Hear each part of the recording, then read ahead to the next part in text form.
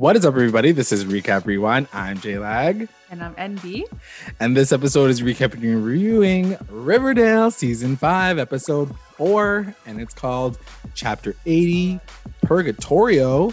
Oh, yo. Okay, don't forget, guys, stick around for the ending of the podcast.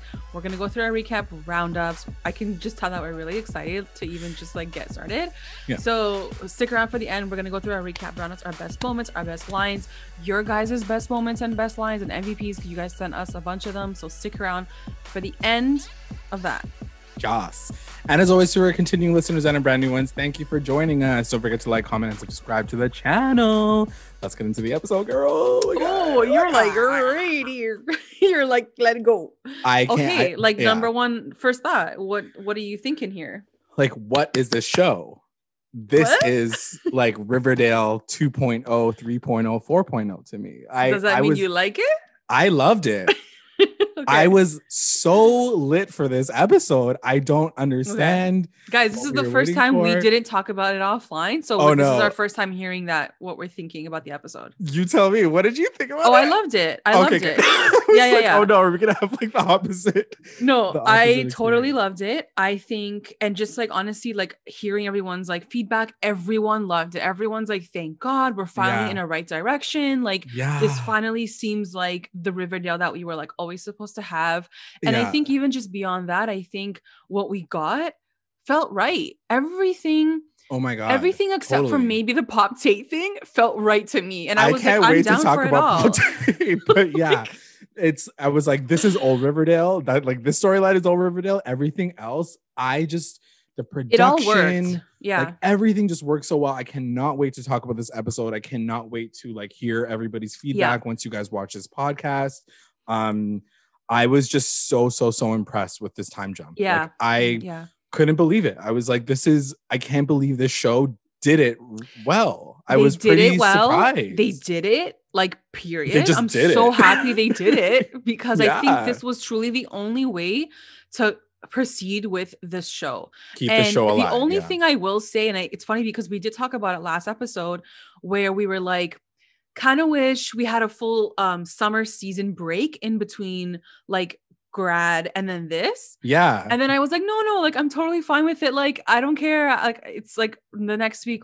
I kind of wish we had a break because it was so fast that I was like, okay, I just saw Archie last week. Like he was normal. Now he's like grown up. So like, I kind of felt like I needed like maybe a mid-season break or something. Just a little moment. Yeah, exactly. I was like, we just saw them. Yeah, for sure. Okay.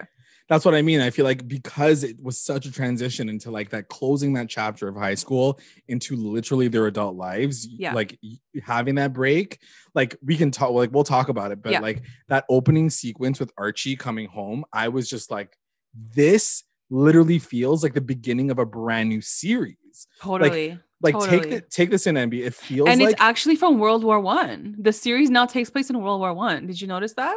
Because that's how old his equipment that's all their equipment was. Yeah, I was like, wait, what are you talking about? Yeah, I know. I'm like, is it 2021? Is it 2027? Is it like fucking 1920? Yeah.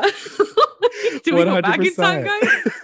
Exactly. That's like a really good point. I cut you off. No, but I was gonna say it's like what? It's such a rare moment for a show to like basically have a reboot in its own self. Yeah. Like this is basically a reboot that we would get like 20 years from now if Riverdale were to get canceled and then get rebooted. You know what I mean? And it's so funny really because cool. I remember you mentioning this like in season, I think like towards the end of season 3, you were like, what if they did a flash forward? Yeah. And they skipped over. And I was like, oh my God, like could that ever be? Like that'd be crazy. And here we are, and here it is, and it worked, and I'm so happy with it. I'm so excited to talk about it with you. Let's talk about it. Yeah. All right. So it starts off with Archie. Like first scene, Archie's hyping up his football team. Reggie's there, and they're all like, getting everybody excited. And then it transitions to like a sergeant basically calling out orders, even though they're still wearing their outfits. So like it starts getting confusing for a second, and then you're like, okay, this must be a dream sequence of some sort. Yeah. And then it transitions from them on a football field, and like it's really funny because when I first watched the promo, and I think a lot of people were like, that football field, like, or that like war zone looks like a football field. Like, what the hell is happening? But now it makes so much sense that like literally, and you know what? Dream sequence. it's so smart for them to do shit like this because they save money on location scouting. They're like there. On like paying for a location. Like they're literally using the same set. Yeah. And still incorporating like as a dream sequence, but you're getting that war vibe that I think they still had to include at some point in his journey. And we get that. And it makes sense, but like they didn't even have to hire like new actors. It was like Reggie and like Jughead. Like there were like a few people that were new. We'll talk about that in a second. But so basically it transitions for him at a football field, even though it's on a football field still. He's like fighting in war, and then he's wearing like the guns and like the 1920s. Yeah, like literally like the rifle was like he's like yeah, one bullet at a time. Yeah. And it was really cool because the first person you see in his dream sequence is Cheryl, like in the distance over like the smoke and stuff. I felt sad. It made me remind me of like the time where she saw him playing football when Jason died, and like she kind of saw him in that moment, and like she was kind of like cheering him on and whatever. And as he's doing that, he picks up his friend who just got blown up, and I don't know if it's Jughead. It looked like Jughead, but they're wearing like army hats, so I couldn't really tell if it was him. Maybe. And the rest of them, because I did check when like the rest of them are calling him forward, like I think it's Veronica, Kevin, Betty, and they're all like, Archie, like come here, like whatever, like they're just calling to him, but like Jughead wasn't in that panel from what I can remember, so maybe it was Jughead who like dies in like the army or whatever. Anyway, as he picks up his friend, he's like carrying him. He turns around and Hiram is in front of him. And Hiram is holding a gun to his head. And then once he pulls the trigger, Archie wakes up and he is in a hospital bed. Mm-hmm. So his like major or whatever basically says and it says at the bottom like New York, hospital bed, New York or something, right? I think Yonkers or something. Yonkers. And he basically says you're gonna get discharged to go home.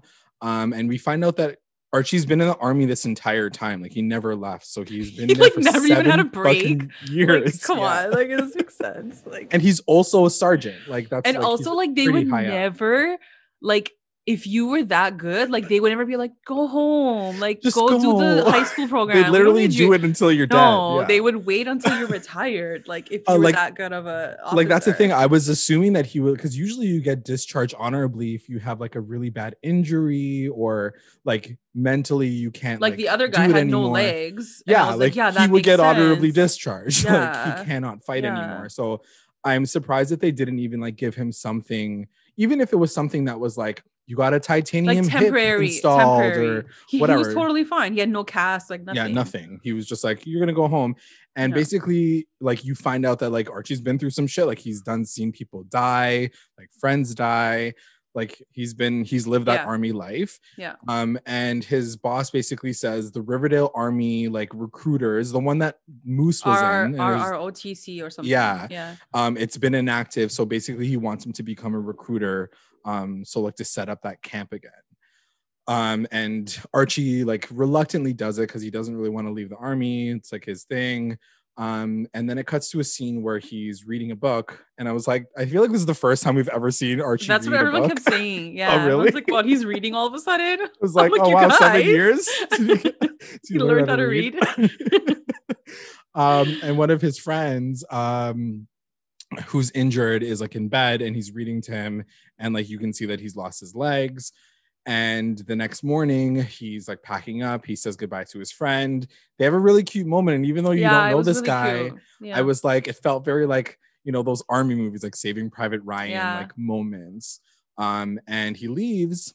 There's a scene where like he gets dropped off at the front of Riverdale, and he passes the Riverdale sign. Yeah. And I literally wrote in the notes, like, wow, what an opening to a new series. Yeah. Like, it just felt like a brand new series. Yeah.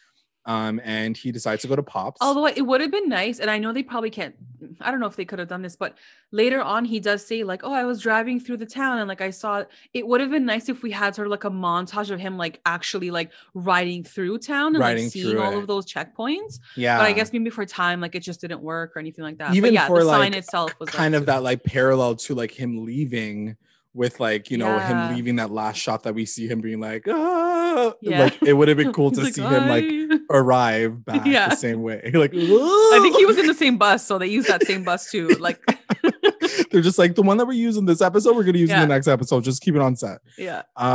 So he arrives at Pop's and he walks in and he sees a new person at the front desk. This is the new character that we've been teased this entire time. This is the granddaughter of Pop Tate. Correct. We haven't really been introduced to her this episode just yet 100%. We know that her name is Tabitha. Outside of that, we don't really know much about her. She's in any interaction with anyone. What did you think was the reason as to why she was there and Pop wasn't there? Let's talk about that real quick because anyway, we could talk about it in a second because Tony mentions it, but I literally thought Pop died. I thought that was the reason why she was running it. It made sense to me. And also, like, it would add that level of mystery or murder if it had to do with something dark or whatever. But yeah, Pop is nowhere to be found. We find out about what happens to him later, which we don't really, but anyway. Tabitha talks to Archie really quickly and says, like, if you don't want a coffee, you can go downstairs for something harder. So he goes downstairs and Bon Nuit is no longer the Bon Nuit. No. It is the white worm. I hate how they spell worm. I like the sound of that more. The white worm. The white worm. And right when he gets down there, he notices Fang, Sweet Pea, and Tony are singing and playing in a band on stage. She's got this snake dancing behind her, like a little Britney moment. Yeah, but it's a song. Belly over there, little belly, little baby belly. And she's got the biggest headdress of all time. It's like boom, boom, boom, boom, like the full thing. And she sees Archie in the distance as she's finishing the song, and they start catching up. I wanted a bit more reaction. Like, she kept singing. She's like, oh. I wanted her to be like, oh, like, she's like, oh yeah, you're here. Like, she doesn't do that. She just jumped off the stage. Like, you'd think that she'd be so excited after 7 years of not excited, but like more like shocked, because it's like, we weren't close anyways. Like, her and Archie weren't that close, but buddy. Like shocked to be like, damn, you're actually back in town. But anyways, whatever. It is kind of funny because I'm like, 7 years is a long time for a time 7 jump. years is a long time, and these guys like don't look like they really aged too much. No, and I'm actually really happy you said that, because I think the only thing that was really missing, I think, in this whole thing was a little bit of a visual difference. And I know they tried. Like, Archie's hair is like basically neon orange. Like, I'm like, okay, if anything, like, it would have gotten more like faded, but anyways, whatever. Betty's hair is like a different like kind of style. It's like longer. Yeah, but like there wasn't really like this drastic visual change in these characters. Like, Jughead tried to grow like a Sanchez, like it didn't work for me. So I kind of wanted a bit more of that, to be like, whoa, like they do look older. Yeah, but we didn't really get that. Like, to your point, like they all look like Tony looks the same. She looks literally the same. But like, also to your point, like you would feel it in the way that they act toward each other too. Like, this fact that they haven't seen each other for 7 years, I think it really would add to that level. And I don't think any of them really do it this episode, unfortunately. She's like, Archie, she's like, you're like all grown up. And he's like, yeah, we did. We grew up. It's been 7 years later for both of us. Like, we both done grew up. So what else has grown? She be pregnant. So she's pregnant. And it was like one of those conversations where like he would talk and like she like finished his sentence. So he'd be like, and you're pregnant? Yeah. Yeah. But I won't tell you who the father is. Yeah, I won't tell you that. It was like that. Yeah, so we don't know. The father's story is a total mystery. Which I was, again, really shocked at, because I truly thought at this point, like, her and Cheryl would have been back together, and like maybe they would have been like pregnant together. Yeah. So for me, I was like, oh, so it's not their baby. Like, it's fully someone else's baby. Yeah. And I'm so excited to talk about that with you too, because like, wow, some drama. I loved it. So she owns the white worm since she's been back in town. She bought it from Hiram Lodge, which is kind of shady. Like, he sold his own daughter's like club. Like, it's so tight. Like, wait, no connection. No, because technically, but she didn't give Tate the underneath part. She only gave Tate No, I think she did. I don't know, man. No, right? Did he own it? I don't remember. Yeah, remember she gave Pop Tate. She's like, you own this now, but maybe she only like let him own the top part and not the bottom. But that wouldn't make sense because if you own a building, you own a building. Anyway, whatever. The White Worm's back. I guess that's all they wanted. Archie says it feels different. It doesn't feel like Riverdale here. And she's like, yeah, shit's like really different. And he says like, where's Pop Tate? And she's like, oh, I thought that's why you're back. She's and like, I was you didn't hear? And he's like, no. She's like, I thought that's why you're back. And then you never hear anything. It's the freaking like Riverdale like logo. Oh my God, he's dead. Yeah, I was like, he's murdered. It. That's how I left it like that. I'm like, he's dead. Nothing. I literally did not think about it until the end of the episode. That's how much I didn't think about it. No reference whatsoever came up afterward. I was just like, what is happening? In all fairness, they don't get back to that White Worm scene until pretty much like later on in the episode. Yeah. So let's go to Quantico. Let's go to Quantico, girl. Let's go to Quantico. We're here. You know? We're here now. So Betty is jogging, training in the woods. She's an FBI agent. And she goes to see the therapist, this girl. Poor girl, just in therapy consistently and constantly. Yeah, which makes sense. Which makes sense. Yeah. You literally are like dealing with serial killers. Yeah. And the therapist asks like, how's she doing? And Betty's ready. She's like, I'm ready to start working again. I'm dealing with cold cases. I don't want to do this anymore. And you find out that she's just a trainee. She's not even like a full-fledged FBI agent. And the therapist is like, well, you kind of have to slow down. You got to like start up slowly. And she's like, I caught serial killers in high school. She's like, who, me? She's like, I've already been dealing with serial killers. I've been done doing this high shit. School. Like, where have you been? And the therapist basically says like, not the trash bag killer though. Trash bag killer. And then everyone's like, who's the trash bag killer? My God. I'm like, that's the dumbest fucking name for a serial killer ever. Like, guys. What a name. I know. I was like, does he wear a trash bag? Does he strangle them with a trash bag? Does he put it in the trash bag? Or does he like just wrap their like body parts into trash bags? But like everybody does that. Like, every killer does. And then they kept calling him the TBK. I don't even get me started. I'm like, okay, so we're doing acronyms now, guys. I was like, he's that epic that he needs a fucking acronym. So the TBK got you. Like, when the TBK got you, like, what are you gonna do about it? I was like, what? He's been here for 2 seconds. He doesn't deserve an acronym. Anyway, so really quickly, it cuts to her talking to some guy named Glenn, who seems to be like her partner or someone that she works with, and she's just like theorizing the fact like she has her like, you know, her crazy wall. Yeah, her wall that's never changed. And she theorizes that the trash bag killer is moving, like he's like moving around. And I wrote down that he touches her arm at one point and she just like kind of looks at it. She like doesn't even really care. She definitely didn't care. Like she was totally checked out. And he even says like, do you want to like go for dinner tonight? And she's like, sorry, I'm meeting friends for Thai. And then like it literally cuts right to her like sitting at home eating Thai by herself. Yeah. I was like, wow, I love Riverdale again. Like this show just got me again. Yeah. I don't know. It was so good. Like the way that they set it up, perfect. Yeah. So she's going through the file. As she's going through the file, the TBK, she has a flashback of her in a hole. Which has like that feeling and vibe of Silence of the Lambs, if anyone's watched that. Like, you know, the buffalo, it was a Buffalo Bill killer, whatever. And while she is sleeping, so she's sleeping and she hears a cat crying. She wakes up and she notices her door is open. She closes her window and then she hears the cat outside the door. She opens up the door and there's like body parts everywhere in trash bags and her cat's like licking them. As soon as she turns around, the killer is like holding a chainsaw and like running at her and she's like, ah! And then she wakes up and it's all a dream. And then so it cuts back to her at the therapist because she needs a therapy. And she's like, yeah, are you good? Are you going to tell me about TBK? Like, you're going to talk to me? She was like, oh, so like, how are your dreams? Like, are you having nightmares? Yeah. And Buddy's like, no, I'm good. Like, I haven't had a nightmare in time. Like, forever. And I'm like, and then we're like, oh, she's lying. Okay. She's lying. She's like going through some shit. And the therapist basically says like, well, I can't help you if you're not going to help, like, talk to me about it. Yeah. And the time that you got captured. And Betty basically says like, well, when I went in there, I couldn't have been able to help Teresa, this girl, I guess, that got murdered by the TBK, because she was already dead by the time I got there.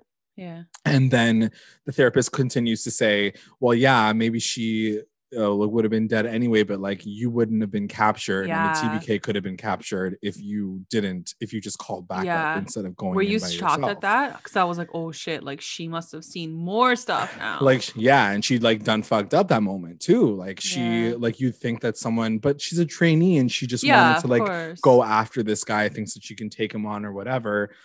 So I really was like rookie mistake. Like she does make those kinds of mistakes, and I was really interested to like see how this is like totally affected her mentally.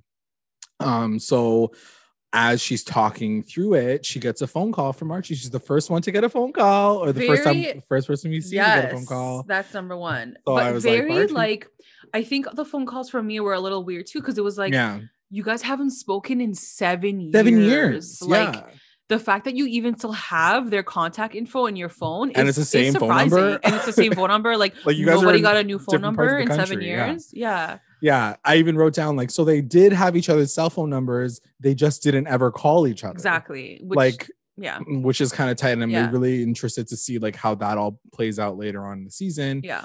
And so as she gets this phone call, she tells Glenn that she's going to go home for a little bit.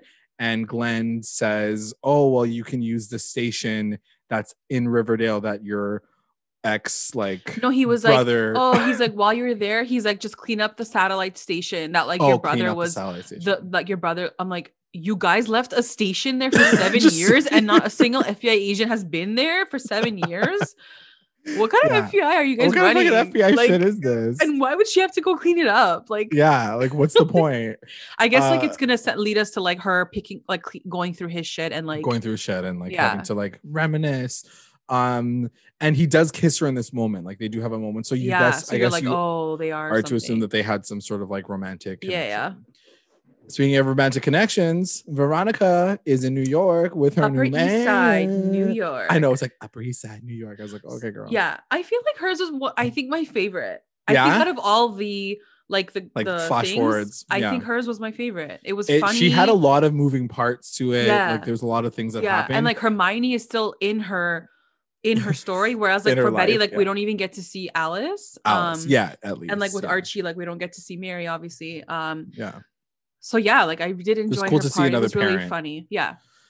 So she's having dinner with Chad. This is the moment that I think we tweeted about it, or we posted about it, and it was because Camila Mendes was on a show to promote it, and they're celebrating their 1 year. This guy's name's Chad. So they've been married for 1 year. They've been married for 1 year. They're celebrating their 1 year anniversary. Chadwick. And she says that he asks her to cut her time down at Lacey's so then they can have a baby. And okay, so really quickly before we get into it, I was really like, I'm not gonna like the story. Yeah. She went and married like the typical guy that like she was running from in the beginning. But when I saw all of this all together, I was like, okay, I get it. Like at the end of the day, like Veronica was still this boss ass bitch who like wanted to like be the she-wolf of Wall Street. Let's just say it how it is, because she said it like 5 times.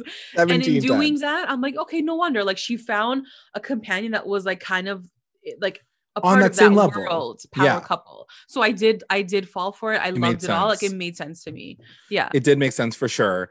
And even the way that it plays out, it's not like a Hiram situation specifically, right? Like it's not like she wanted to marry someone exactly like her dad, which you would it was more like we're a power couple, we're like successful in our industry. Like it was more like that, which I totally like respected and like understood, and like I'm like, okay, I'm down for this. So essentially what she says is she misses being on the trading floor. So you can assume safely that she was a buyer. Wall Street. She was the she-wolf of Wall Street, girl. Yeah, exactly. So she's like, I miss like joking with the boys, and like I'm like, but can't girls be there too? Like, why are you the only female? One? You're the only one in 2021, girl. Yeah. And let's talk about that for a second. Let's call these bitches out on their fucking time jumps. Everything. Inconsistencies. We're taking notes. So he says like, he's like, oh, you shouldn't be working at Lacey's. He's like, you should be having babies. And she's like, don't you know it's 2021? Haven't you heard? Yeah. And then everyone went off. Everyone's like, wait, it's not 2021. It's not 2021. It's 7 years ahead. So technically the show is like it starts in 2018. So then does that mean that it would go to like 2024 or something like that? I wonder why they had to match up to our year. Like, what was the reason why they decided to match up to? So do you think that it was intentional, or do you think it was a mistake on their part? I don't know. That's a good question, because I feel like RAS did tweet that picture and he said like, we time jumped to like now. And like he has that moment saying, so he did it deliberately, but to your point and all the fans' points, they were already there. So like, that's the thing. If you really want to go back and look at all the episodes, there are a lot of pop cultural references. Yeah. That true. I don't like, and I don't know this for sure. Like I do remember her like mentioning Blue Jasmine at one point, and like there's all these like different like references that I'm like, I still feel like you would have been like that. It was our time. It's not in 2015 or 2013 or whenever 7 years before 2020. Also, hold on, pause. Girlfriend, if you're 2021, why aren't you wearing a mask? Why is your store open? I mean, yeah, if you want to like actually, you really want to go real? We ain't out here like buying jewelry at a grocery store. That's true. So it is kind of funny that you're thinking that you're talking about like pop culture, like being a part of it, because it is true. Because they do reference a lot of things like that. So you're like, okay, that means that we were already in our timeline. So either someone messed up and you guys couldn't reshoot, or you're just trying to act like y'all knew what you were doing. Veronica don't know that math though. I don't know how she was a she-wolf on Wall Street if she didn't know her math. She didn't know the date of the year. So while she's talking about the fact that she like wishes that she was back on the floor, it has this flash to her at a jewelry store, and I almost thought it was like a flashback. Yeah, me too. It's like happening right now, and you actually reference Uncut Gems. I can't. So first of all, this movie alone, Uncut Gems, was like everyone was talking about it for like 2 months straight. It wasn't even that great, whatever. But like, her sequence is literally taken from that movie, and like even the shaky camera, and like all these people coming into the store, and she's like buzzing them in, and like she's like selling like top like dollar that diamond. I'm like, why are they why? I guess someone on the script really loved that movie. Wanted Uncut Gems, I guess. And like even to the point where like someone's in the buzzer door. And like she has to like, but I'm like, this is ridiculous. Like they're copying this movie. Whatever. Funny. It's Riverdale. Whatever. It's Riverdale / But that makes me think, like, does everyone's part in the episode reflect a movie? Like maybe Archie's was like Saving Private Ryan, and like Betty's was like, I don't know, some FBI Silence movie. of the Lambs. I mean, it was Silence of the Lambs. Oh yeah. Okay, yeah. So maybe that's what they're doing. Maybe there is a connection there. Yeah, you could be right. I don't know what our Jugheads is. We'll think about it. Jugheads is like every depressed writer in the world film. Yeah. It's like the writers of Riverdale. That's their story. Yeah, that's their story. So anyway, so she's busy. She's like taking care of customers. And then Chad calls her and she's like, hey babe, like Katie and I are so slammed. So in this world, just a really quick shout out to Katie Keene. It would have been cool if they cut to that. If they cut to her. They couldn't hire Lucy Hale for like longer than 5 seconds. No. So he catches her in the lie and basically says like, I'm actually standing here with Katie right now at Lacey's and you ain't here, girl. What's going on? So it cuts to them arguing at home, and he's like, why are you lying to me? Like, I don't even know where my wife is. Like, how dare you? And he basically like, he says it again. He like reiterates what he's been saying. Like, I just want you to be at home. I thought we were trying to start a family. And she kind of retorts back and says, you forgot who I am, like who you actually married. And she's like, remember the sex? She's like, ever since the accident, you forgot who I was. We used to have great sex. And I'm like what happened? And he's like, what happened? He's like, the accident. And then I'm like, okay, guys, just tell us what the accident was. What's this accident? Tell me the accident right now. And he does.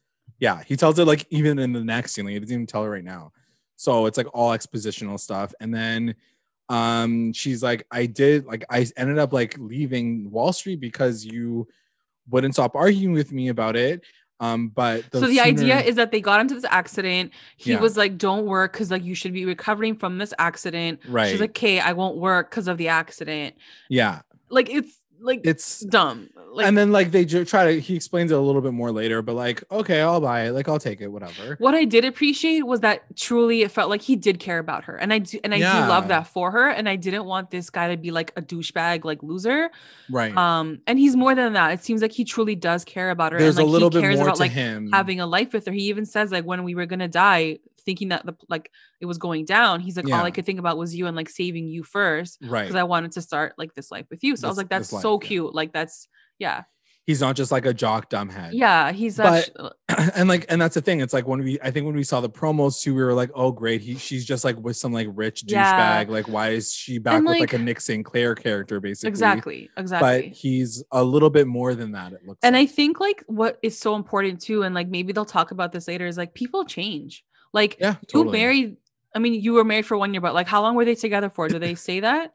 Like before that? No, I guess maybe when they met 6 years, they were probably like on the floor together. On the floor, yeah. The training floor. Yeah. Whatever. But like maybe like when they met, he was different. And then like as you grow and change, like he could become more of that like Wall Street, like douchebag guy too. So like you kind of lose yourself, right? Like over time. So maybe that happened too. But he didn't start off being like this douchebag, like didn't care about her guy. Exactly.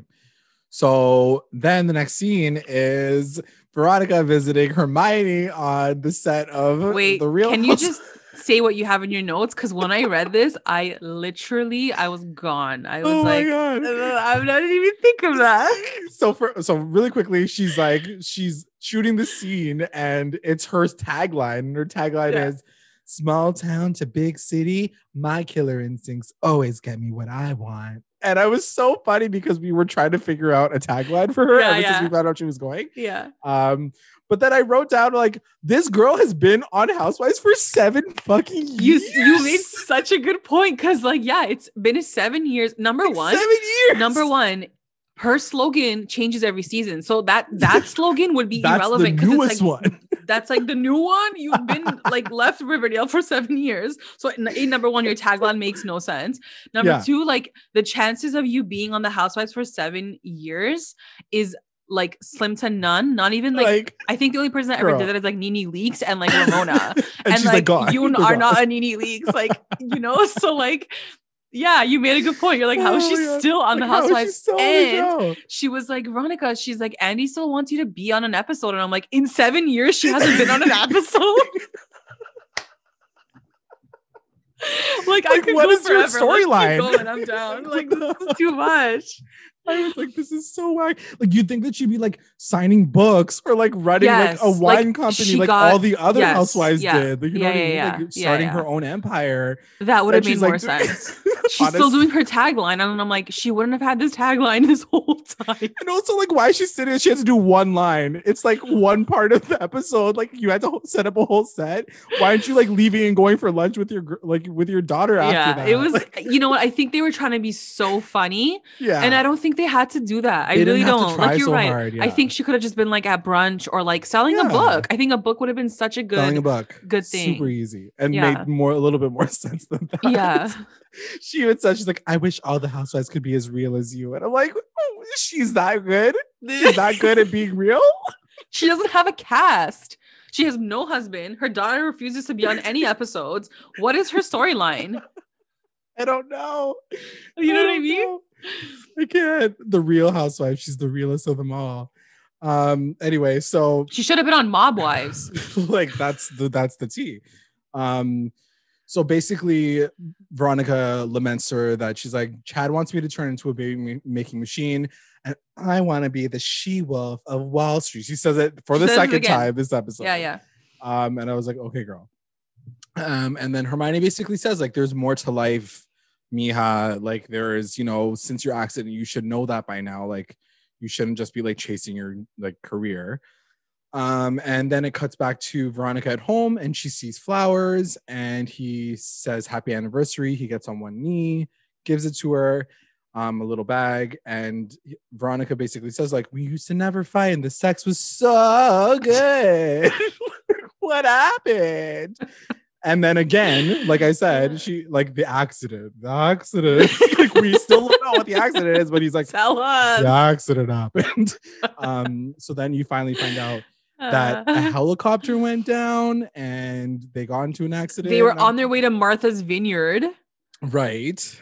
And the helicopter went down. A boo-hoo. I was like, Martha's Vineyard on your summer cottage. I'm so sorry to hear that.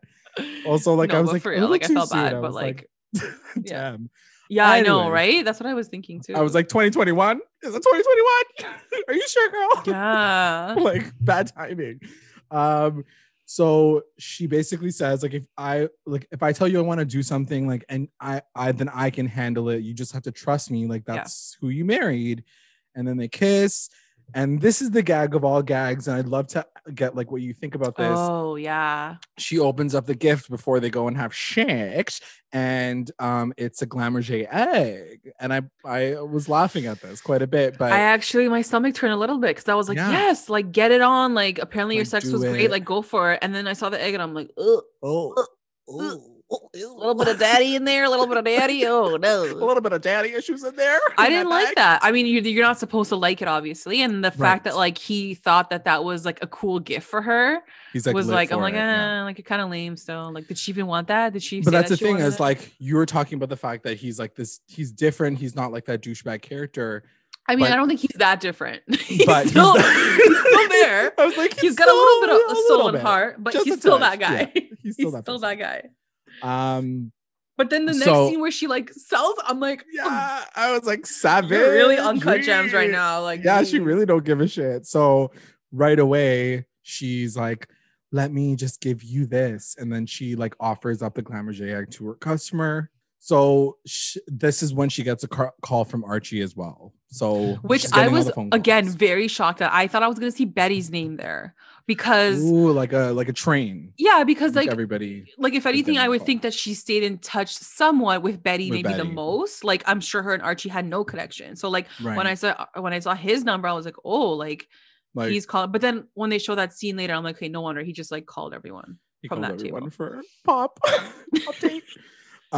So then it cuts to Alphabet City, New York, and it's Jughead writing on a typewriter. His place is like disgusting, like dirty, so New gross. York apartment. I was like, ugh. I'm like, I would never date Jughead Jones. No, I mean he had some allure, I guess, because he has some like hot fucking Asian girlfriend. I was like, girl, get it.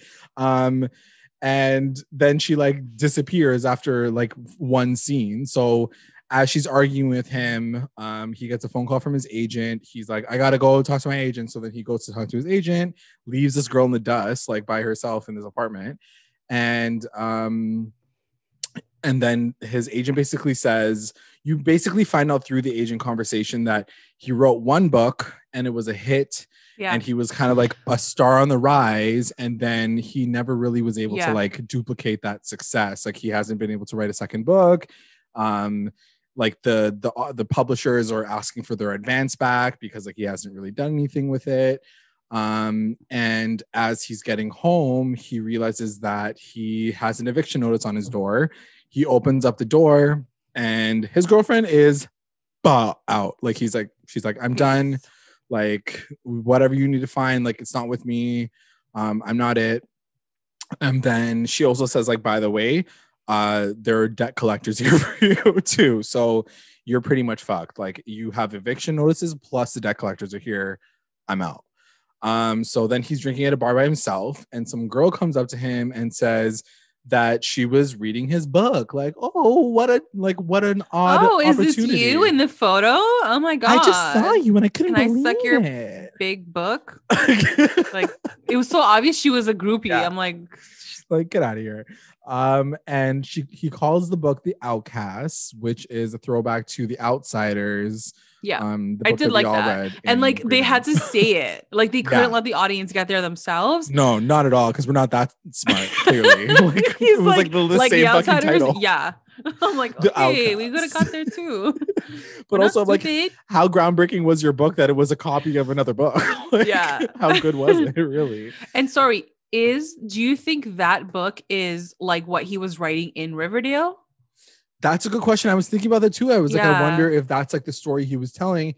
She does mention the fact that there was like a viper, like king, and like another like girl. So like I think it was supposed to mirror some of those elements, but it's interesting that you say that, because I think the story itself was fictionalized, but the story that we're told in his narration is not. He always says like Archie, or like the and I friends think, of Archie with da da da da da, you know? Yeah, and I think after one of his agents like, write your second book, I think like that'll be like the autobiography, like the yeah. real story. True. That's a good way to like, that's my opinion.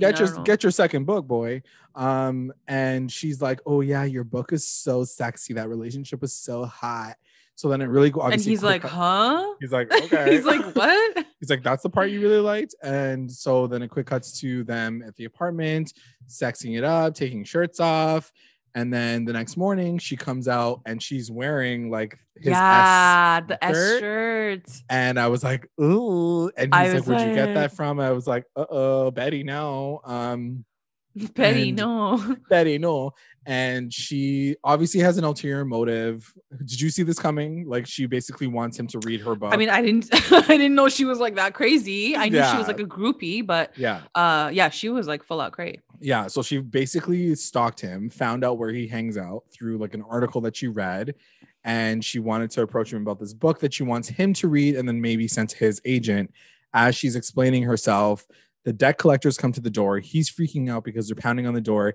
He's basically like, I'll help you if you help me. She goes to the door instead, says that he's in LA, and then they leave.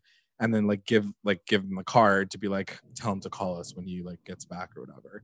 And she's basically like, I'm gonna blackmail you, so you better read this book in a week, or else like the debt collectors are gonna come for you. So I feel like that's probably gonna come through later. So? I feel like they wouldn't have put it in if it's gonna be like not something that, and I feel like showed like the title of her book and stuff. I was like, yeah. I feel like all of these troubles that they're dealing with are gonna follow them to Riverdale. Ooh. Since they're all gonna come there. Like the trash bag killer, like the debt collectors are gonna come to Riverdale. Like all of their issues are gonna follow. Yeah, you're probably right. So in that moment, he gets a call from Archie, and obviously that means that he's going back to Riverdale. Then it cuts back to Riverdale. So now we have all the core four storylines like now completed. Now it's back to like the real world, or I guess Riverdale, like the farthest thing for real world. In the White Worm. In the White Worm. And he's still catching up, and now he's catching up with Tony, Fangs, and Sweet Pea, and Kevin. Did I say Kevin? I was like, I totally forgot Kevin. I even wrote it down my notes, and I like purposely forgot in my brain. That's like, that's what the writers do too. So it's the same. So Tony, turns out that Tony's working at the school. Typical. She's the guidance counselor. I love that. Counselor. I honestly loved everything. You love that for her? Yeah, I think it totally made sense, you know?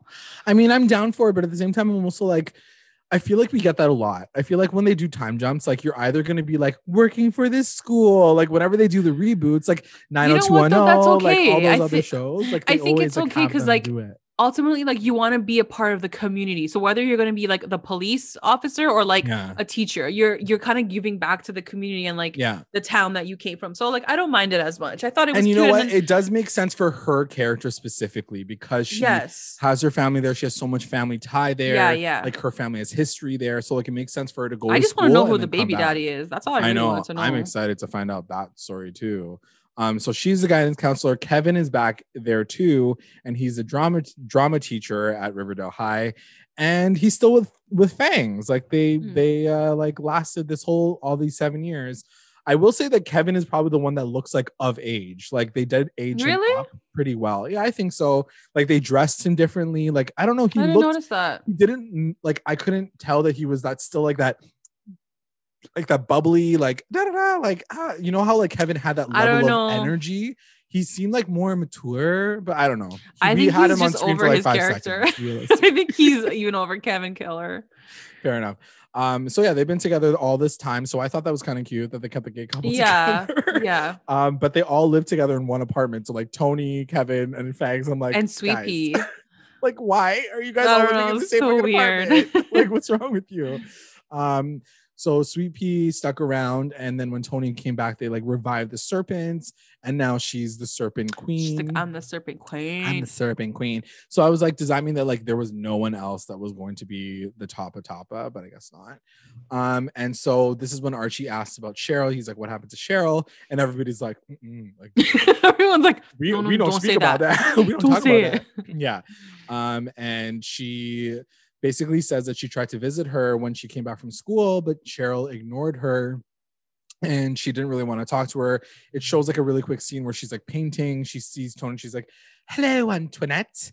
And then she just kind of continues to paint. She doesn't really want to talk to her, catch up. Also, like, where did this whole painting thing come from? I mean, I feel like has she painted before? I mean, she drew that picture of her and Josie. Remember that picture that you drew? It was like, oh my god, I forgot. Yeah, so she does have some moments. She does. Yeah. Okay. Yeah, she's an artiste. Yeah. So she does. She keeps explaining. She's like, that wasn't the last time I saw her. The last time I saw her was like relatively recently, and when she visited her, she was also being visited by Hiram and Reggie, who now works for Hiram. Yeah. And essentially it shows that scene too. Hiram is basically trying to buy her maple groves. I was gagged that Nana was still alive, to be honest. I thought they were going to be like, Nana died. Thank God for a time jump, because they could have left her like in the dust, literally. But they, I'm glad they brought her to the timeline. I honestly thought like she would be dead, if only to push Cheryl even more. Like more to the crazy. Because like now she literally has nobody. Like Nana's gone too. Point. That's what I was thinking was going to happen. And I'm like, oh my God, Nana's still alive. Like 7 years later, like this woman is like, she's like 175 now. Yeah, good for her. Yeah. So this is the part that like killed me dead. So in a good way or a bad way? In such a good way. Like I love the drama in it. So Cheryl asks her, so after she basically dismisses Hiram for asking for the groves, she basically like asks Tony if she can paint her. So as she's talking, they spent like 4 hours together, and she's like kind of catching up with her as she's painting her. And she's like, she knows everything about Tony, because she's like, because first Tony's like, oh, like, do you want to know about my life? Like, do you want to even just catch up and like hear what I've been doing with my life?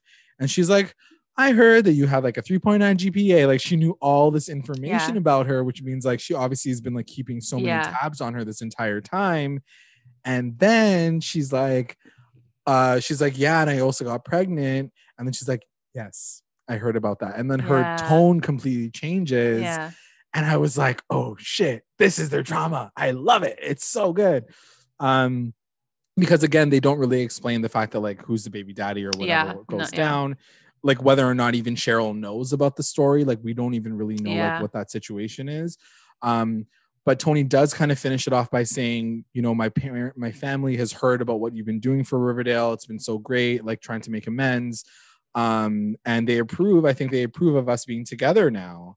And Cheryl kind of like shuts it all down by basically saying that she's like the succubus of like unhappiness. Mm-hmm. I'm doomed to live a life of unhappiness. We're cursed. And she talks about this story about like the Winchester rifle family. Yeah. And I don't know if it's true or if it's like based on a movie or whatever it might be. But anyway, she talks about this woman who basically was the sole survivor of this family curse that killed every single one of them except for her. Because they make the guns. They made the guns that kill people, whatever. Yeah. And she's like, she thought, or Sarah, this character, Sarah, believed that as long as she kept the house under construction, the curse would never consume her. This made no sense to me. Like, I didn't get the connection from like construction to I'm not going to be consumed by this darkness. Like, I guess because it's like still in transit, like it's never completed. Like her happiness is never complete. She's like, I love Fixer Upper on HGTV so much that I'm never going to finish. It's going to keep going. I'm going to reno a pool in here next. So she basically says like she's resorted to this idea that she has to like live alone, live unhappy in order for her to just like survive life.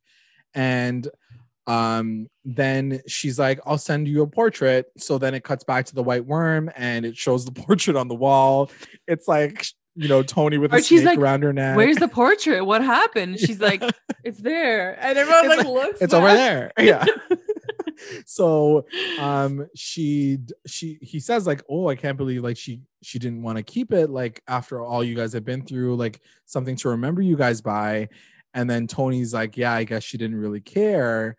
But then it cuts to a shot of her, and she did like a duplicate painting of it and basically kept the original, the one that she actually painted with Tony, and then like sent her the duplicate. And Nana's like, very good, child. Now you can do a Rembrandt next. Like, I don't know why she had to have that line. Yeah, but, that like, was cute. I was very like, is this gonna be her storyline? Like, she's gonna be like some art like thing, like some art curator, yeah, or like art copier. I don't know. Maybe it is. Maybe. Oh, maybe that's how she's been funding like her blossom. I love how you're like maybe. Maybe. I mean, that's kind of cool. I don't know. It's actually kind of cool, and it's also like very Riverdale of them to do. So I wouldn't be surprised if that. Yeah, and like, what's Nana, like the freaking art dealer? Yeah. She's all up here being like, make a Rembrandt. Like, it's actually so funny. She'll be like the kingpin of like fake artist pieces, and then she's gonna become like a cat. You know how they used to be like what were they called, like kitty cat burglars, like her and Tony when they were like stealing the Glamourget eggs. Like, imagine they just do that again. Anyways, I wouldn't be surprised if they do that again. Anyways, what was I talking about? I love the scene. I don't know about you. It hit me because Cheryl just like, you like have this final shot of her kind of zooming in, and she's just like depressed. She's sad because she can't let go of the fact that she loves Tony, but at the same time, she needs to keep her at distance. She's basically back to season 1 Cheryl. Like, it's isolated, sad, lonely, all that stuff. And in my opinion, I think hers is the hardest story. I think hers is the most painful story. I think, everyone else sort of has family like and like has someone that they can like turn to be like, my life is messed up, but thank you for your, like, she has no one. She's never had anyone. Her brother, so I think for her, the darkness and the pain is the most for her. And I love that, like, she is in this spot right now. She really truly needs to like fix herself and fix the trauma and like heal from all of this and like learn to like love herself. And it's the most genuine storyline that I think she could have ever had. And ultimately like CHONI will come back. I think Tony will bring her back. I have total faith that it's total faith in that. I think it's totally fair to start Cheryl like down here, and then like she's gonna work through, she has to work through it. Like, this girl's life was messed up more than anyone's. Like, her brother was murdered by her father. And then the dad like hanging, and like drug dealer, and her mom's mother was a psycho, like, freaking prostitute. Like, it's just like things.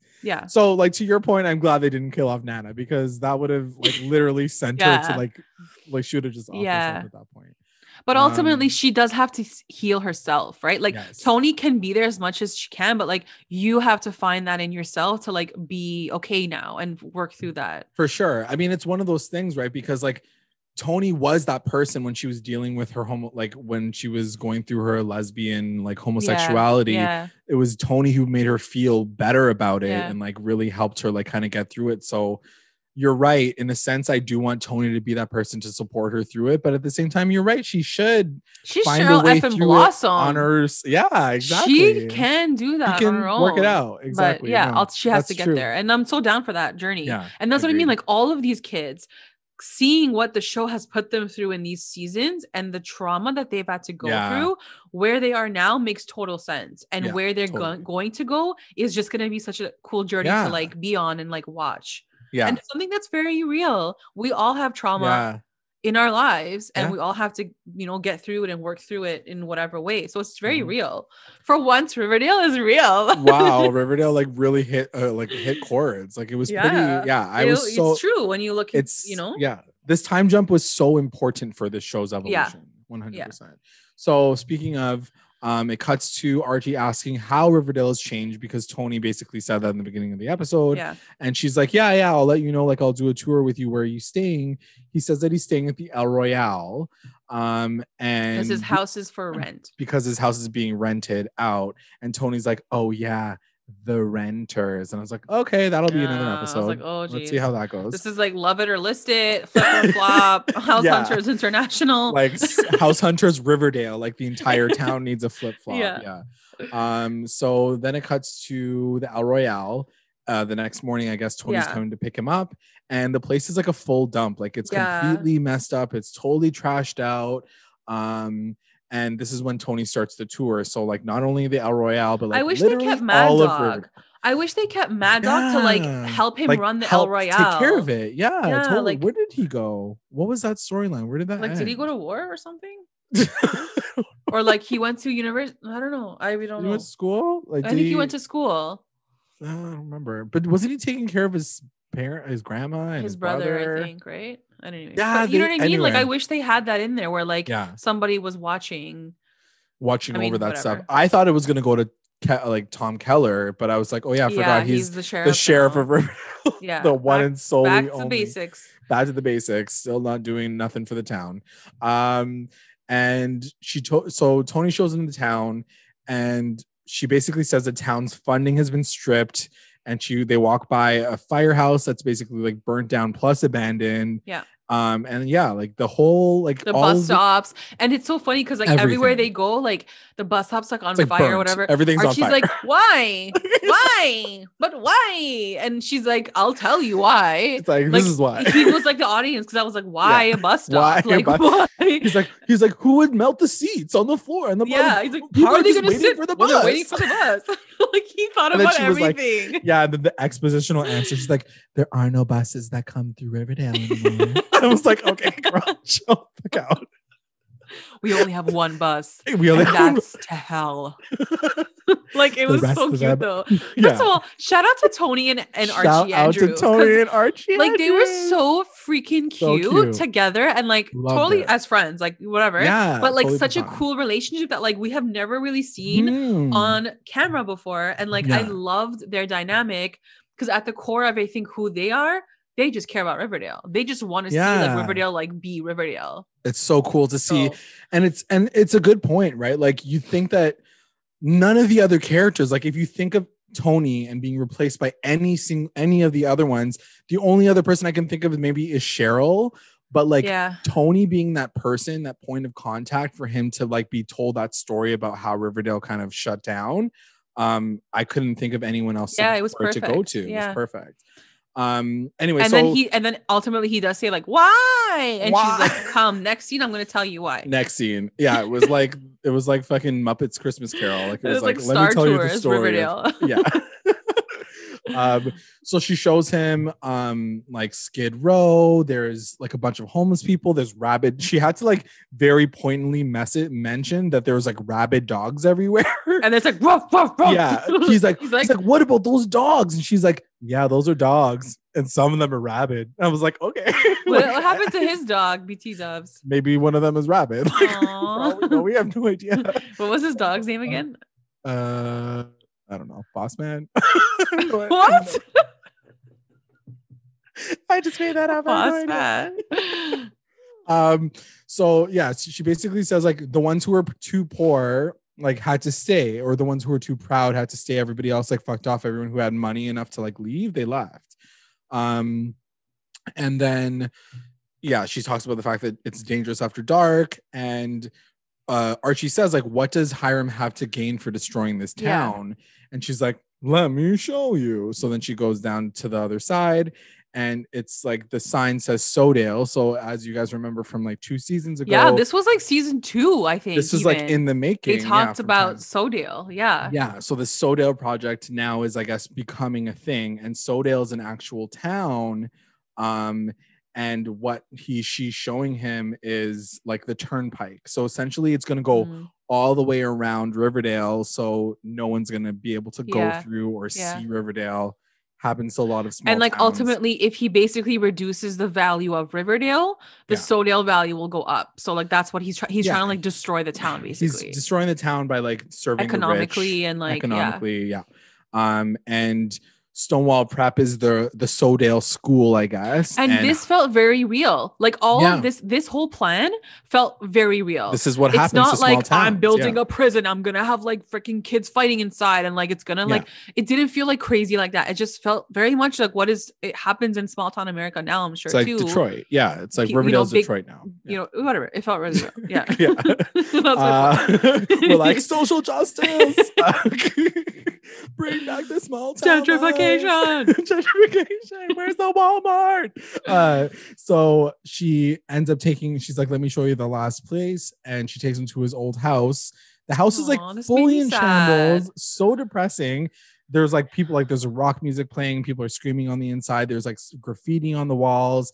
And she says that the ghoulies are now renting his house, which must have hurt his heart real bad. Yeah, it hurt my heart. I was like, shit. I was like, now you definitely got to go and fix her upper. Yeah. Your house is a flip. You need to literally gut that house completely. And she's like, do you want to like go in there and like break some skulls? He's like, I totally do, but like, let me do that. Like, hold on. Episode. There's only 4 minutes left in this episode. Next week. You're going to get this next week. On the 24th. So then she finally goes to Pops, and here we are. Pop's alive. What? So as we mentioned in the very beginning of this episode, we don't even get that story answered because it's like Riverdale. You like never find out about what happens. We don't get why she said, "Are you here for Pop?" Like, I thought you were here for Pop. So did you hear about Pop? We literally thought that he was dead. I actually didn't like know/care at that point because I was so overwhelmed with what was happening. But they failed to mention the fact that Pop is just retiring. He's literally still alive in perfect condition, might I add. Like he's not even like suffering from like Alzheimer or like Alzheimer's or whatever. Yeah. Like nothing. Doesn't have a cane. He's like not walking bad. Like nothing. Mans is still serving up onion rings at the table. So like, and then she's like, exactly, he's retiring. He's like, he's retiring. Didn't you know? He's like, what? And then I'm like, what? So the thing that killed me the most, say that? The thing that killed me the most is he turns around, he sees the core four. What a beautiful moment. Seeing all of them back together. Yeah. He goes back up to the table and he's like, I know I called you guys here for Pop. I'm like, you guys all came back down to the town because Pop Tate was retiring. Not because you haven't seen each other in 7 effing years. Doesn't make any Not sense. Because like your house is overrun by ghoulies. None. Not because like Veronica got married and didn't even tell anyone. Like nothing. None of those things. It's because Pop Tate was retiring. It's like, he's like, and especially a show for Riverdale. Here I am thinking he's gonna be dead. Like there's a murder mystery, and I'm like, okay, I'm finally ready for this murder mystery. I'm down. I'm okay with it. It's so funny. Mans is just getting retired. He's still fully alive. He's just leaving. I don't know what is he even doing. I was like, I feel like this is the show fucking with us, and they're like, you guys make fun of our murder mysteries. We're not even gonna give you a murder mystery. Nothing. It's gonna be retiring, and you better freaking live with it. But I hated the fact that they like made it like a cliffhanger. Like, ooh, they did, and like the fact that Tony was like, yo, you came back from Pops. I'm like, like something happened to him. He's retiring. What's that? It's not even surprising. The guy is so old. But like, you're telling me that Archie sent a text to every single person being like, Pops is retiring. You're going to have to come back to Riverdale. Yeah. And they all came back. Like, Betty left the FBI because she's like, oh my God, the guy used to cook my onion rings. He's retiring. I got to go home. Veronica, I got to leave my Wolf of Wall Street because Pop Tate, he's leaving. I'm dead. I can't. I'm done. This is so funny. It was just so ridiculous. I truly expected so much more. Like, because they haven't seen each other in 7 years. Because of that, you needed something monumental to bring them back. But then after he does say, Archie is like, guys, like the town's fucked. Now. Yeah. So that makes sense. That could have been enough of a reason. That could have been enough. Could have been like the town is fucked. Like forget Pop Tate. Like erase him from the story. The town needs us. Come back. Done. Like why is he coming back for Pop's retirement party? Oh my God. Why did you go call Josie? Because she's out here waiting too. Hello? She wants to come to Pop's retirement party. She'd be waiting for that text. Where's that text? Why don't you call Josie up? Remember Josie? Anybody remember Josie? Oh my God. Oh guys, that was too funny. That was funny. So one of the final scenes is Tabitha saying bye to a girl she calls Squeaky. This girl's just like, I'm out. Riverdale's whack. Like, I'm out of here. This like, part was so weird because like we didn't see her at all before. You'd think that she would have at least like served a table or something earlier, in the beginning or something. Yeah. There was nothing of that. You see this girl in the very quick moment, and she does kind of look familiar. So I was like, oh, is she like an up and coming like actress? Like she kind of had that like vibe about her.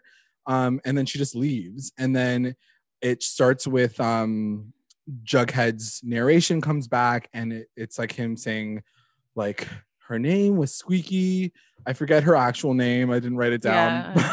Like Maggie or something. And she's hitchhiking basically. And he's like, she was gonna go to California, but unfortunately for her, she never made it to the West Coast. And then that's how it ends. Like she just goes into the truck, and then it ends. So TBK. Maybe like it's not trash bag killer. Maybe it's trucker bag killer. Truck bag killer. Yeah. 100%. Anyway, so Squeaky girl, she dead. So there was a murder. It just wasn't Pop. It wasn't Pop. Someone that we expected it to be. Like he's not blonde and young. Like she's not the ticket. That is the episode, guys. Before we keep going, you have some questions down that you wanted to talk about. Okay, I have questions for you. All right, so my first was obviously like, are you liking this new world? Yes, you're loving it. Living. Same with me. Hermione as a housewife. We already talked about those inconsistencies. So my only question with Hermione is like, do you think she'll come back at all, or do you think she's just gonna be in NYC and like not have a scene with Hiram anymore? Like that's it for Hermione. Well, yeah, I mean, who knows? Like if they are technically divorced, I wonder if he has like a new girl. Maybe it's Kelly Ripa. Oh, that'd be cool. And maybe there'll be a cat fight and they record it on screen. Like maybe they'll do reality like TV. The Real Housewife. Yeah, she'll be like, I can't believe you're with my man. She like slaps her. Cat fight. We know Kelly Ripa's down for a cat fight, so let's do it. And then let's discuss Hiram and his plans for Dale. Why did he come out of retirement? So interesting thing of this episode is like we don't see Hiram. Like we hear about his plans and everything that he's done to the town, and like, but we don't see him just yet. So like I'm really curious to see what he's done in the 7 years and like how he came out of retirement.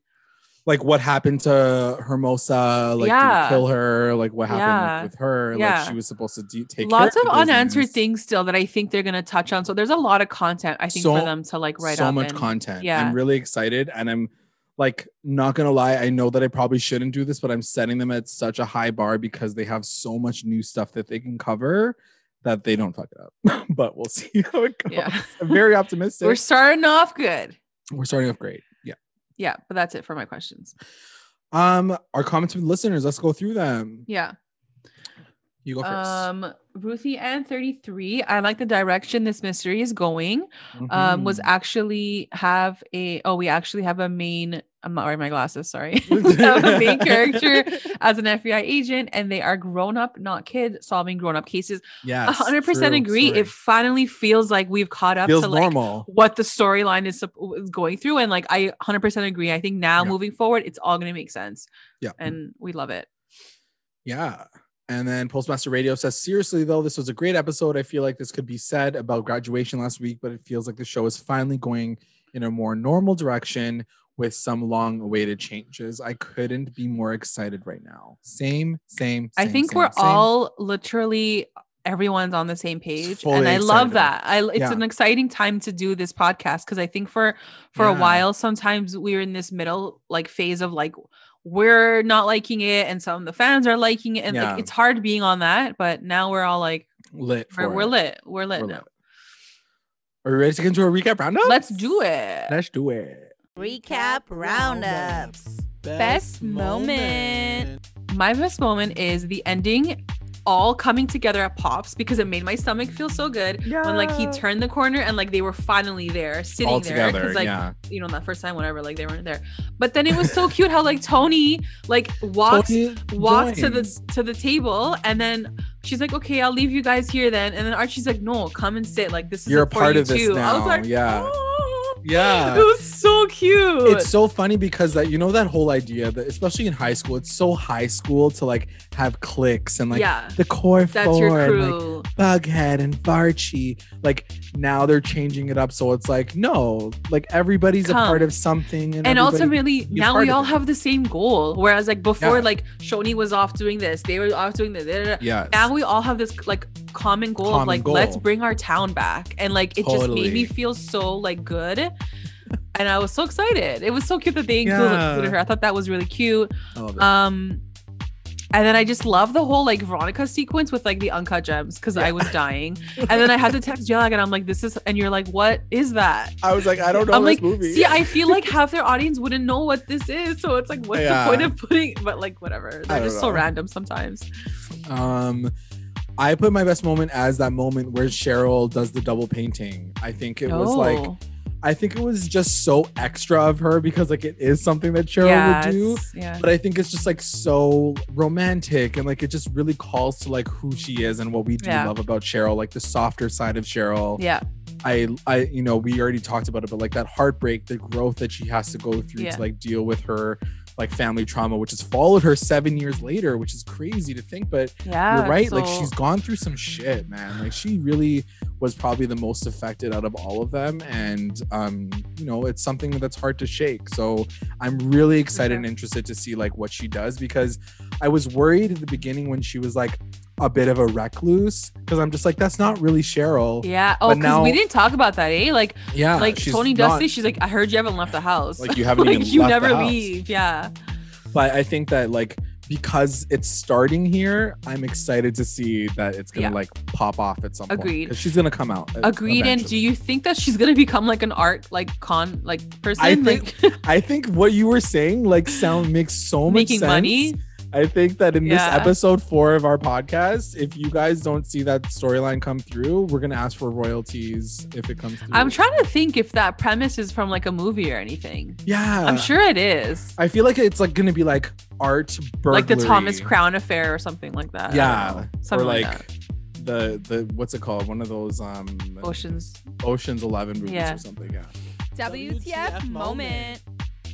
What was your WTF moment? WTF moment is Pop being alive, because I truly really thought he was murdered. Like I thought he got murdered, and now his granddaughter was like running Pop like the diner. And I totally believed it for once.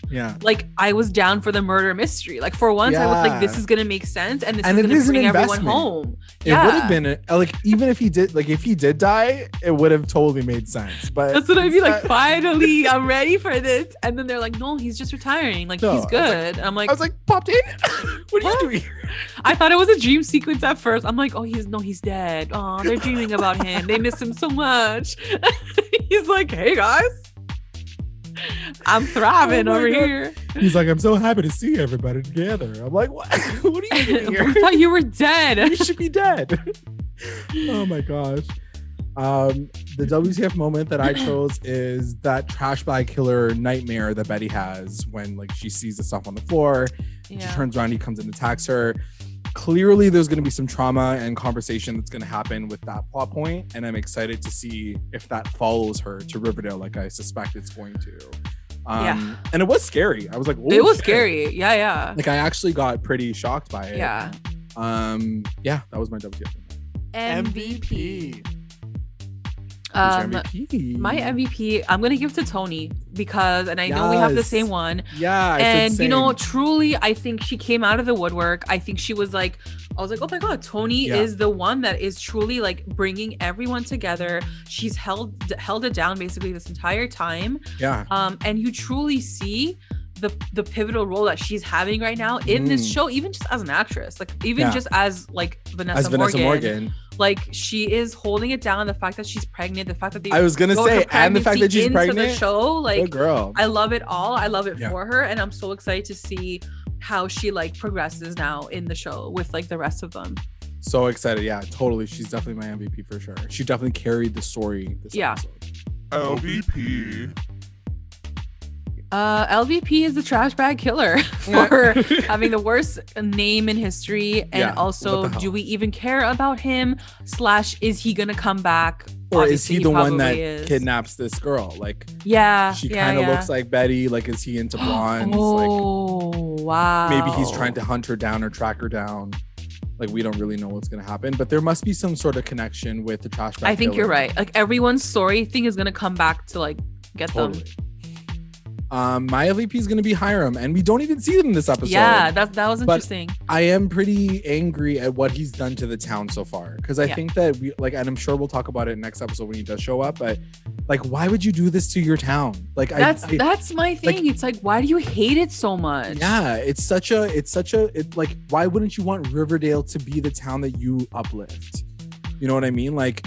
Or you like, own it. You were the mayor of it. You would think that he'd be like, yeah, let's like get lit in this town alone. But like, why do you hate it so much? I don't understand. You're right. And I also think like it would have made more sense if like Hiram was kind of industrializing Riverdale. Like he was making it into a big city. So it's like he's not in his mindset destroying it. In his eyes, he's like, yo, I'm making this place lit. I'm making it lit. But then to everyone else, they're like, chill, like we're still a small town. That kind of would have made more sense to me, because then he's not so like maliciously trying to burn this town. It's like, what did the town ever do to you? Like, why do you hate it so much? Like, like it's absolutely true. Like they could definitely do it in a way that like, there's so many crooked mayors that have storylines like that. It'd be like, what? I was just trying to do it for the town. I was just trying to do it for the town. For the betterment. Yeah.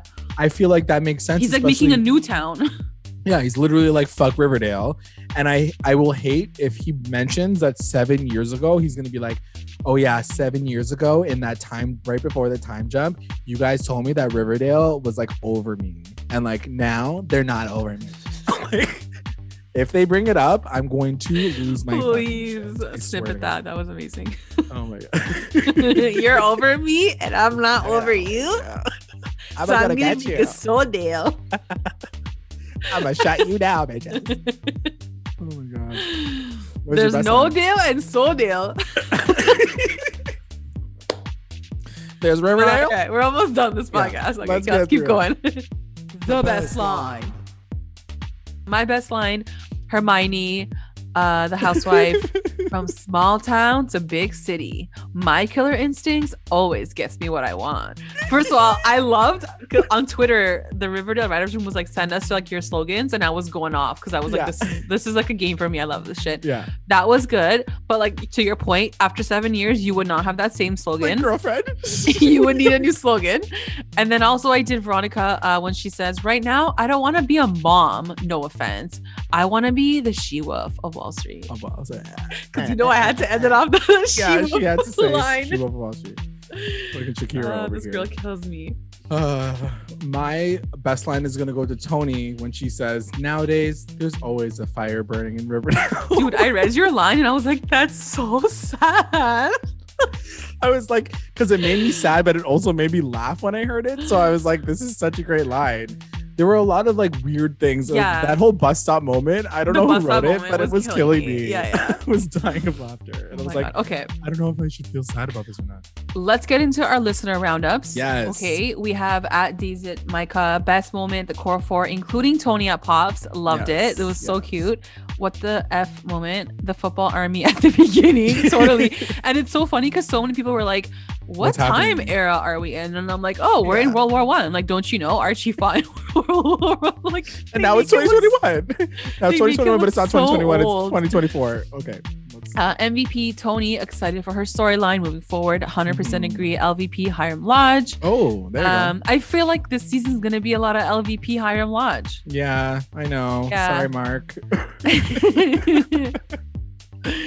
Best line, a lot has changed since we've graduated high school. Yeah. Tony. It has. Ain't that the truth? Yeah. Postmaster Radio says best moment / WTF moment. Almost everything. He basically says both of them. Both WTF and best moment. Like his mind blew. MVP nearly everyone, especially Tony. Yeah. LVP Ghoulies for being back. Good point. Reggie for working for Hiram. Yes, we didn't talk about that. We didn't talk about that. It's like Which Reggie I'm not forgot about surprised Riverdale's at. second season. Yeah, I love that Reggie's with Hiram. I think that's such a perfect duo, and I'm loving it. I think that he's gonna have his reasons. I think that it's gonna make sense. I think it makes sense to me. I know, like, he does mention that, you know, in second season Riverdale, they already had this storyline where, like, he uses Reggie to do his dirty work. True, I forgot about that. And he was like, no, I don't want to do this anymore. But, like, he didn't have any support for the past 7 years. Like, what is he doing in Riverdale with his life? Like, he didn't go to school, probably. He's like, it totally He literally makes thought sense. he was probably going to like, be in jail by now. So, like... and, like, guys, in the comics, like, Reggie is, like, kind of like a villainous character. So, it totally, like, matches up with his... character, and I wouldn't be surprised if, like, ultimately, like, he takes over Hiram's role and is like the villain. I never even thought about that, NBEA. Because then they have, like, he's more of a villain in the comics. Yeah, now with the 7-year time jump, he could totally be because a villain. Now don't forget, like, it shouldn't just be like kid versus parent. It should be like kid versus kid now, like Archie versus Reggie. Good point. True story. You want to do the next one? Okay, Ruthie Ann 33. Best moment, Archie in uniform. Me likey. Archie got hot. We got that, like, gif again. Archie got hot. And getting a look into everyone's backstory, it felt like a full episode and not drawn out with things that didn't make sense. 100% agree. Everything made sense and actually, like, fit into this episode. So happy. WTF moment, Jughead getting in it. It was sexy at the bar with flirting, but it's just weird to seeing it.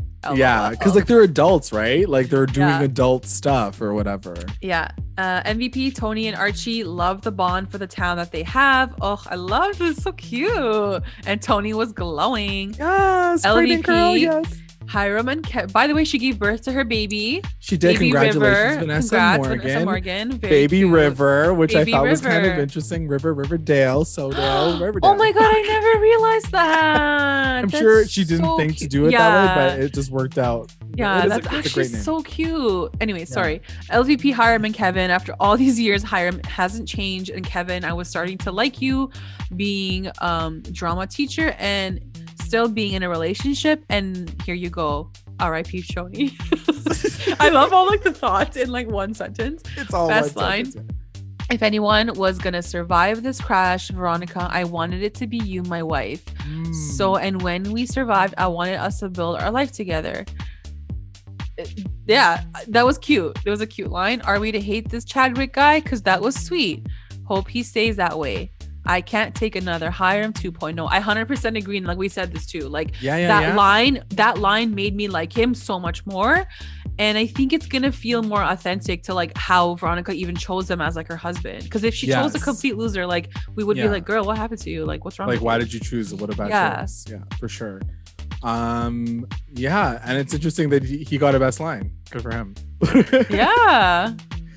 Last one, CHONI 5 on it. MVP Tony and Archie, love that duo. LVP Jughead, he started off tramp and he's ended up a tramp. Ooh. Best moment, everything Archie and Tony. WTF moment, Cheryl, this girl is off her rocker. Also, Kevin and Fangs legit have zero chemistry because they're both two straight men. I don't know, maybe that's why. Best line, I'm really glad. Another best line was, no, you're as much a part of this as any of us. I know. When he brings in Tony. Like, I was literally gonna cry. I was like, oh, that's so Hashtag Tonydale. Love it. Hashtag Riverdale, her son. River Tonydale. Oh, that's so cute. The show was probably like, we'll put you in the season more if you name your baby River. Yeah. The middle name is Dale, so River. Riverdale, whatever the guy's name is, the dad. This is the end of our episode. This is the end. I can't believe it. It feels like we're watching, like, the beginning of a TV show, like a new TV series. Oh my god! And we're so, like, hype. You could just hear it in our voices. I'm excited. I'm so excited. And seeing our faces. Yeah, my body is, like, exploding. Clearly. Yeah. But I think you're right. I think what you were saying before. I think they need to keep this going. Yeah. Hoping and praying they don't freaking go off the rocker because you know that thing can happen really quickly. So I'm truly hoping that they stay to what they've done here in this first episode, and now we move forward. Agreed. With that, I would like to take this time to thank our patrons of the episode, our Rewinder squad, White and Nicole, our Lit Rewinders, Tina and Soleil and Kate, and our Mommy Rewinders, Becca, Sarah, Tamala, and Grace. Thanks, y'all. And if you would like to join our Patreon family, check us out at patreon.com/recap_rewind. And also make sure you guys are checking us out on all of our socials: Instagram, Twitter, YouTube, Facebook. And you can also find us on Google Podcasts, Spotify, and iTunes. Like, subscribe, and follow us, and review and comment to stay engaged with us at Recap Rewind. Thanks for listening. Bye.